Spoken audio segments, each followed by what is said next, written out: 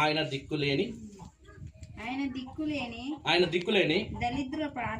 దరిద్రుల ప్రార్థన నిరాకరింపక వారి ప్రార్థన వైపు తిరిగి ఉన్నాడు. ఆయన ఎవరి ప్రార్థన వైపు ఉన్నాడంటే దిక్కులేని దరిద్రుల ప్రార్థన.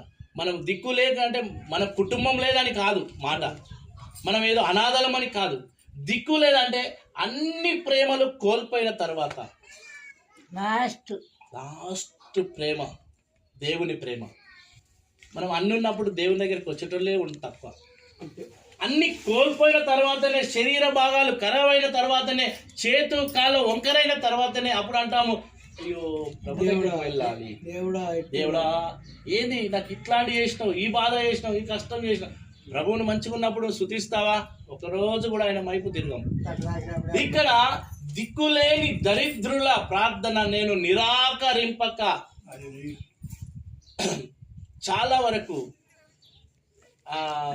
మనకు సామెత ఉండదు, దేవుడు నిర్మాణం చేసిండు. ఇప్పుడు ఒక మోటు భాష మనం మాట్లాడతాం అంటే అదే భాష ఒకసారి మనం గమనిస్తే చాలాసార్లుగా ప్రభు దగ్గర తప్పిపోయిన వారము, ఎన్నోసార్లు దేవుని భక్తిలో తప్పిపోయిన వారము, మనుషుల విషయంలో తప్పిపోయిన వారము. కానీ దేవుని విషయంలో లాస్ట్ అంటున్నాడు, నిన్ను నేను నిరాకరింపను, నువ్వు మనసు మార్చుకున్న దగ్గరికి వస్తే. మనసు ఇప్పుడు మన కొడుకే తప్పిపోయాడు అనుకో, వాడు మనసు మార్చుకొని వస్తే దగ్గర దిస్తావా లేదా? వెళ్ళగొడతావా?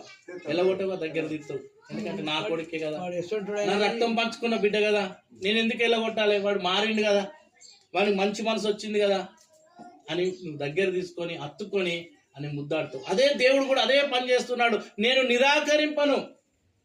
ఈ లోకంలో ఎన్ని ప్రేమలు, ఎన్ని విధాలుగా నిన్ను బాధించినా దేవుని ప్రేమ మాత్రం నిరాకరింపక వారి ప్రార్థనల వైపు నా చెవులను, వారి ప్రార్థనల వైపు నేను తిరిగి ఉన్నాను అని చెప్తున్నాడు. ఈరోజు నువ్వు చేసే ప్రార్థన దేవునికి అంగీకారంగా ఉంది.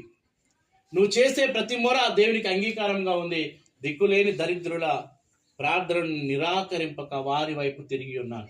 దేవుడు మన వైపు తిరిగి ఉన్నాడు, మనందరి వైపు తిరిగి ఉన్నాడు. మన ప్రార్థన